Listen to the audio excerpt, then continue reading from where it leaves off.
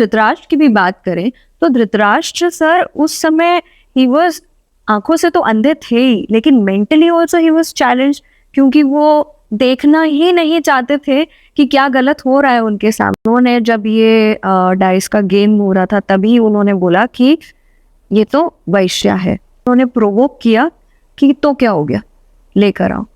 Yes, right, how can he do that? तो उन्हें हमेशा महाभारत में इतना बेचारा कैरेक्टर कैसे तो जय श्री राम भाइयों, कैसे हैं आप लोग। बहुत ही लंबे अरसे से मैंने वीडियो बनाना छोड़ रखा था क्योंकि कॉलेज और स्टडीज पे भी फोकस करना होता है, पर अब थोड़ा एक्टिव रहने की कोशिश करूंगा। पहले जब मैंने कर्ण पे फेक एलिगेशन एक्सपोज वीडियो बनाई थी, अब मैंने सोचा था कि अब मैं अपने चैनल पे टॉपिक को थोड़ा चेंज करूंगा और कर्ण पर भी अब मैं थोड़ा कम कॉन्टेंट बनाऊंगा। और एक दिन यूट्यूब स्क्रॉल करते करते मेरे सामने आया ये पॉडकास्ट। अब देखा जाए तो यूट्यूब पे महाभारत से रिलेटेड बहुत सारे पॉडकास्ट कर रखे हैं लोगों ने, पर जब मैंने इस चैनल का कम्युनिटी पोस्ट देखा तो मेरी आंखें फटी के फटी रह गई, क्योंकि पोस्ट में कर्ण से रिलेटेड भी कुछ लिखा हुआ था जो मुझे पसंद नहीं आया। तो मेरे मन में क्यूरोसिटी पैदा हुई, चलो देखते हैं पॉडकास्ट में क्या बातचीत की गई है। आइए देखते हैं, बैठ मजा आएगा।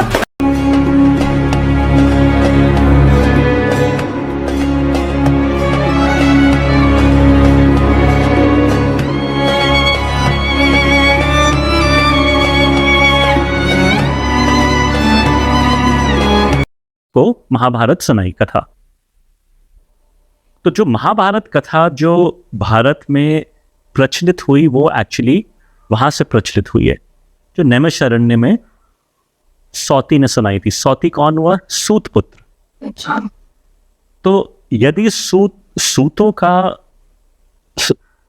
समाज में स्तर उच्च नहीं होता, हजारों ब्राह्मण क्यों सुनते महाभारत कथा एक सूत पुत्र? हाँ, सूतों का स्तर इतना ऊपर था समाज में कि मनुस्मृति जैसे शास्त्र में उन्हें एक नीच संतान बताया गया है। सूत का अर्थ होता था सारथी जो रथ के घोड़े हाँकते थे। इनका काम कथावाचक का भी होता था। पता नहीं कथा सुनाने के कार्य से किसी के स्टेटस का क्या लेना देना हो सकता है, वो तो यही जाने। पर आइए देखते हैं शल्य के मुताबिक सूतों का स्तर और कितना ऊपर होता था। जब दुर्योधन ने शल्य से कर्ण का सारथी बनने के लिए अनुरोध किया था, तब शल्य ने क्रोध में आकर यह कहा था कि मैं हर अपेक्षा में इस नीच सूत पुत्र से श्रेष्ठ हूँ, तो मुझे इस नीच का सारथी बनने के लिए कैसे आज्ञा दे सकते हो, इसलिए इसका दासत्व कभी स्वीकार नहीं करूंगा। अगर कोई व्यक्ति किसी श्रेष्ठ पुरुष को किसी नीच पुरुष के अधीन कर देता है तो उसे श्रेष्ठ पुरुष को नीच और नीच पुरुष को श्रेष्ठ बनाने का अपराध लगता है। शूद्रों को ब्राह्मण, क्षत्रिय और वैश्यों की सेवा करने के लिए नियुक्त किया गया है। यह बात तो मैंने कहीं नहीं सुनी कि क्षत्रिय शूद्रों की सेवा करें। मैं इस सूत पुत्र का सारथी बनूं, यह मेरे बस की बात नहीं है, अथवा ऐसे अपमानित होकर तो मैं कभी युद्ध नहीं कर पाऊंगा। तो यह रहा शल्य के मुताबिक सूतों का स्तर। वो कर्ण का सारथी बनने में खुद का अपमान समझ रहा था और उसने यह बात भी क्लियर कर दी कि शूद्र, क्षत्रिय, ब्राह्मण और वैश्यों के दास होते थे। ऐसा वर्ण जिसे दास की उपाधि दी गई हो समाज में, उसका स्तर कैसे ऊंचा हो सकता है। एक बात और है जिसे लोग हमेशा मिसइन्फॉर्म्ड करके बताते हैं कि सूत ब्राह्मण, महिला और क्षत्रिय पुरुष से उत्पन्न हुई संतान है, पर सबके केस में ऐसा नहीं होता था। और मैंने अभी मनुस्मृति से रेफरेंस देकर यह बताया कि ब्राह्मण, महिला और क्षत्रिय पुरुष के संभोग से उत्पन्न हुई संतान को नीच माना जाता था। और सूतों का समाज में स्तर क्या था वो तो अभी जान ही लिया हमने। और इनका यह भी कहना है कि सौती ने जब महाभारत कथा कुछ ब्राह्मणों को सुनाई, वहीं से ये कथा प्रचलित हुई पूरे भारत में।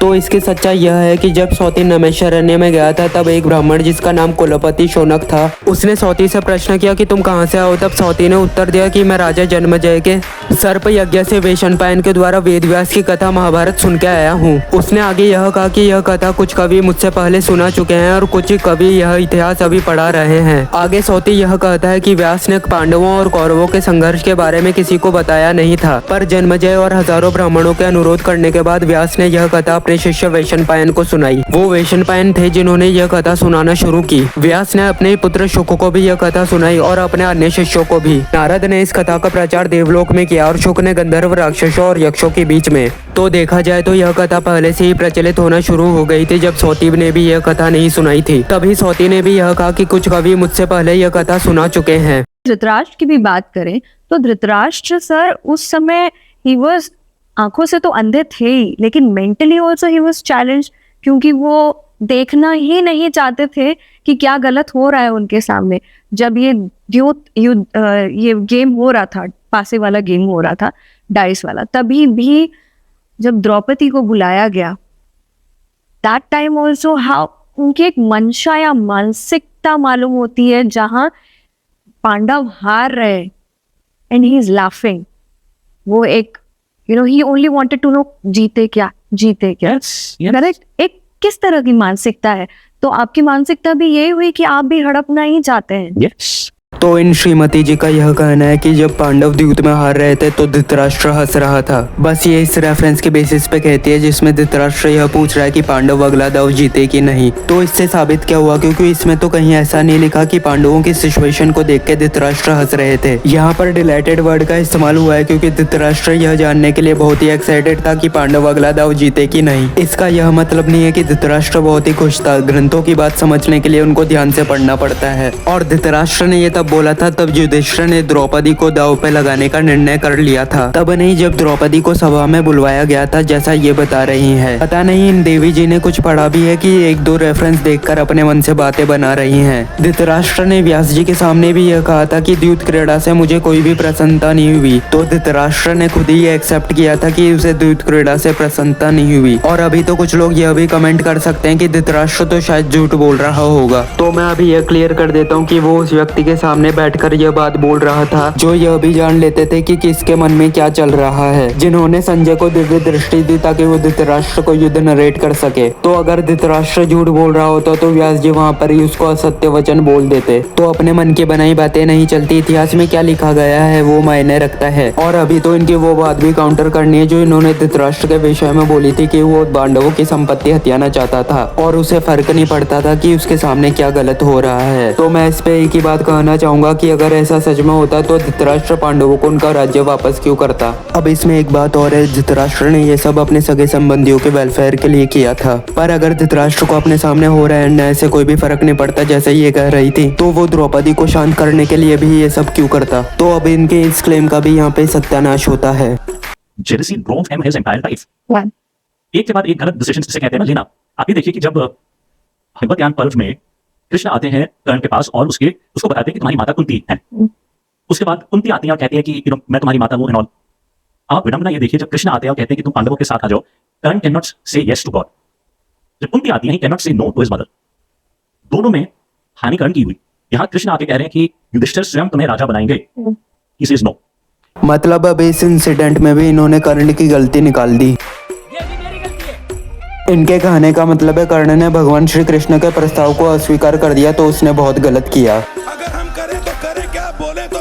कर्ण ने भगवान श्री कृष्ण के प्रस्ताव को अस्वीकार करने का एक सटीक कारण बताया था जो ये लोग बताएंगे नहीं। कर्ण कहता है सूत अधिरथ मुझे अपना पुत्र मानते हैं, अथवा उन्होंने मेरा जन्म संस्कार पारंपरिक रूप से किया है। उन्होंने ब्राह्मणों द्वारा मेरा नाम वसुसेन रखा, अथवा जब मैं युवावस्था में आ गया तो उन्होंने मेरा विवाह करवाया। मैंने उनसे पुत्र और पौत्र प्राप्त किए हैं। मेरा हृदय उनके प्रति प्रेम भाव से आकर्षित है। मैंने दुर्योधन के साथ शरण ली और मैंने उसके साथ 13 वर्ष तक राज्य का सुख भोगा। मैंने सूतों के गुट में रहकर वैवाहिक संबंध बनाए। दुर्योधन मुझे अपने पक्ष में पाकर अपने शस्त्र उठाए युद्ध के लिए तैयार है। मुझे प्रधान योद्धा के रूप में नियुक्त किया गया है अर्जुन के साथ द्वारथ युद्ध करने के लिए। अगर मैं युद्ध नहीं करूंगा तो मुझे और अर्जुन को कीर्ति और यश प्राप्त नहीं होगा। मैं भय और संधि के कारण से दुर्योधन के साथ छल नहीं कर सकता। और जो ये कह रहे थे इस प्रस्ताव को अस्वीकार करने पर कर्ण की हानि हुई। अगर कर्ण ये प्रस्ताव सच में स्वीकार कर लेता तो हानि तो पांडवों की हो जाती, क्योंकि कर्ण ये कहता है कि अगर मुझे ये समृद्ध राज्य मिल गया तो मैं उसे दुर्योधन को दे दूंगा। तो इनके इस क्लेम का भी हो गया खंडन।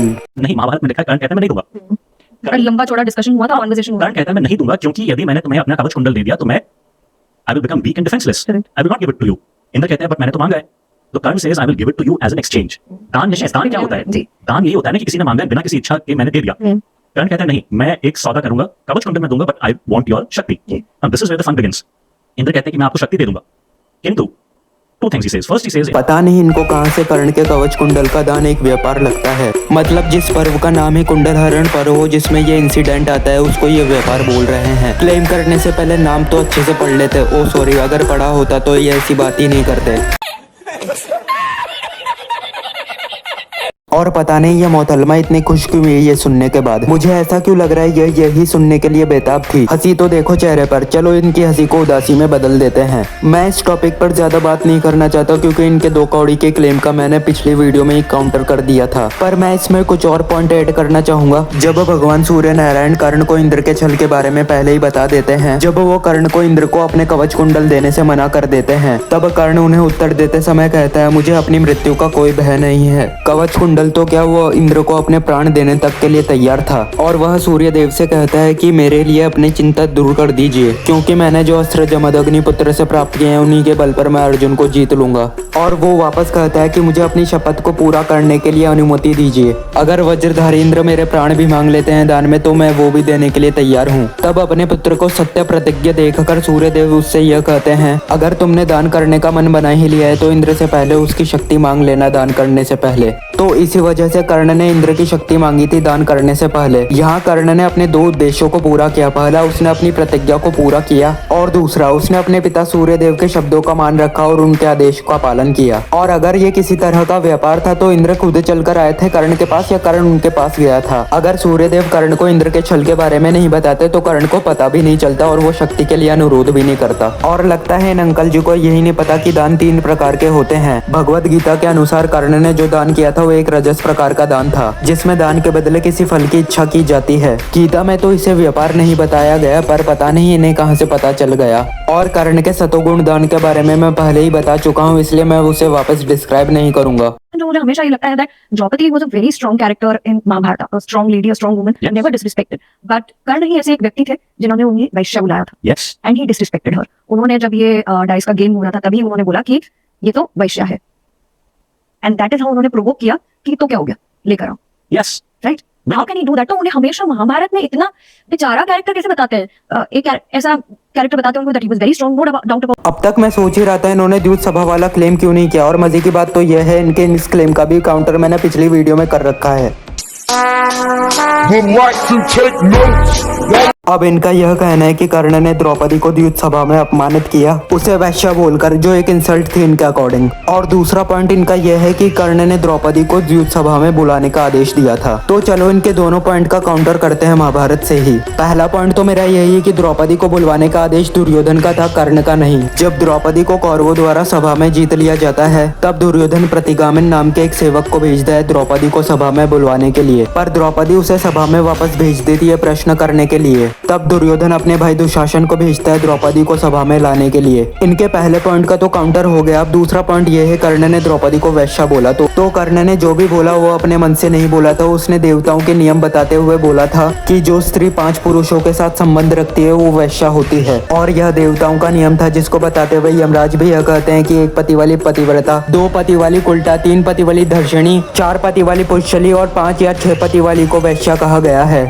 और कर्ण ने द्रौपदी को अपमानित करने के लिए नहीं कहा था, बल्कि विकर्ण की बात का तर्क संगत खंडन करने के लिए कहा था, क्योंकि उसका कहना था कि द्रौपदी को धर्मानुसार सभा में नहीं जीता गया। तो कर्ण ने उसकी बात काटने के लिए देवताओं के नियम बता दिए। मैं ये नहीं कह रहा कि कर्ण ने कुछ गलत नहीं किया इस सभा में। पांडवों की सिचुएशन को द्यूत सभा में देखते समय कौरवों के साथ कर्ण हंस रहा था, और इसको जस्टिफाई नहीं किया जा सकता क्योंकि कर्ण इसके लिए खुद गिल्टी फील कर रहा था। पर जो वैश्या वाली बात थी वो 110% सच थी, जिसको यमराज ने देवी सावित्री को महिलाओं के नियम बताते वक्त कहा था। तो इसके बारे में भी हम ज्यादा बात नहीं करेंगे क्योंकि इस टॉपिक को भी मैं पिछली वीडियो में कवर कर चुका हूँ पूरी तरह से।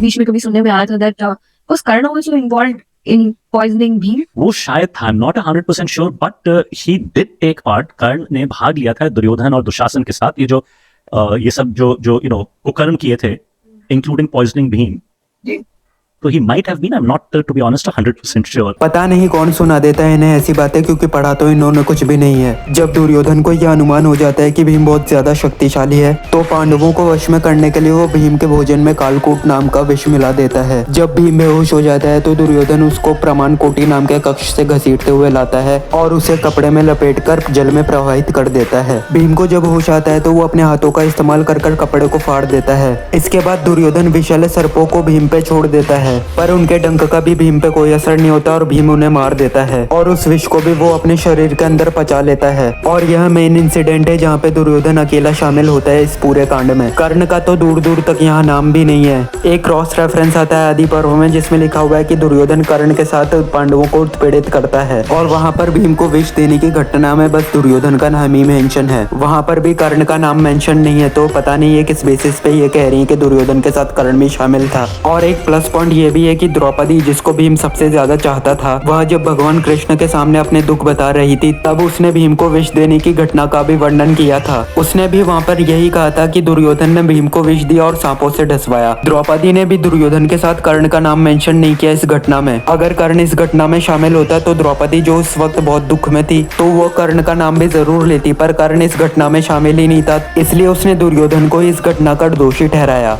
मैं एक बार चेक करती हूँ संभव पर्व और कर्ण पर्व के हिसाब से महाभारत में क्लियर रेफरेंस है कि कर्ण का इन्वॉल्वमेंट था इन भीम्स पॉइजनिंग।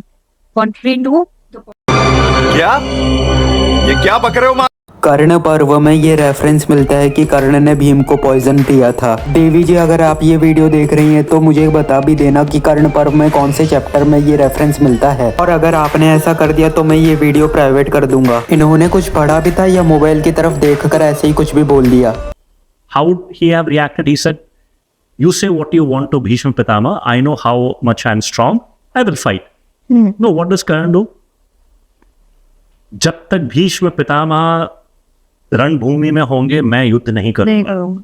मतलब कुतर्क करने की भी हद होती है। एक तो भीष्म ने जानबूझकर कर्ण के एनर्जी रिड्यूस करने के लिए उसे अर्धरथी बोला, और कर्ण इतना अपमानित होने के बावजूद भी भीष्म के अंडर युद्ध करता। लॉजिक कहाँ है इसमें? वो तो इनके पूरे पॉडकास्ट में कहीं नहीं है, पर ऐसे तो मैं भी बोल सकता हूँ कि जब युधिष्ठिर ने अर्जुन के मुख से सुना कि वो बिना कर्ण का वध किए रणभूमि का त्याग करके आ गए तो युधिष्ठिर ने उसे खरी खोटी सुनाई। तो अर्जुन को अपना अपमान सुनकर युधिष्ठिर का वध करने का प्रयत्न नहीं करना चाहिए था, उसे भी ऐसा ही बोलना चाहिए था कि आपको जो बोलना है बोल लीजिए, पर आज मैं कर्ण का वध कर दूंगा। पता नहीं ये ऐसे कुतर्क कर कैसे लेते हैं। And he sits out for how many 9 दिन तक वो युद्ध में भाग नहीं लेते हैं। होली पी के भांग वांग ज्यादा चढ़ा ली क्या? 10 दिन तक वो युद्ध नहीं करते जब तक भीष्म युद्ध में थे। वो बोल रही हैं कि कर्ण पर्व में भीम को पॉइजन देने का रेफरेंस है, ये बोल रहे हैं कि कर्ण ने 9 दिन तक युद्ध नहीं किया। पता नहीं दोनों का क्या ही चल रहा है। तो उनको ईर्ष्या की जो जड़ है वो तभी से आरंभ हो गई थी। किस कारण ये नहीं बताया हमें, पर कर्ण को हमेशा था कि मैं अर्जुन से बेहतर हूँ। मेरे ख्याल से जेलसी उसे कहते हैं जिसमें एक व्यक्ति किसी को अपने सामने खड़ा देखकर ही अपमानित हो जाता है। जैसे अर्जुन कर्ण को अपने सामने पहली बार देखकर ही अपमानित हो गया। अगर प्रतिस्पर्धा करना जेलसी है तो वो तो अर्जुन भी करता था कर्ण के साथ। कर्ण अर्जुन के जैसा जेलस तो नहीं था जो किसी की स्किल्स देखकर ही उससे ईर्ष्या करने लग जाए, जैसे अर्जुन एकलव्य से करने लगा था और उसका अंगूठा भी कटवा दिया। वैसे जिसके खुद के भाई ने ऐसा बोला हो अर्जुन विश्व के अन्य धनुर्धरों का अपमान करता था, उसकी ईर्ष्या का क्या ही कहना। तो पता था कि मेरे पास शक्ति है जिससे किसी एक या किसी का भी वध हो सकता है, पर उसने यूज नहीं किया। तब दुर्योधन विनती करता है कि यदि अपने मित्र की को जीवित देखना चाहते हो तो घटोत्कच का वध करो। कर्ण had to then use the शक्ति, their ego।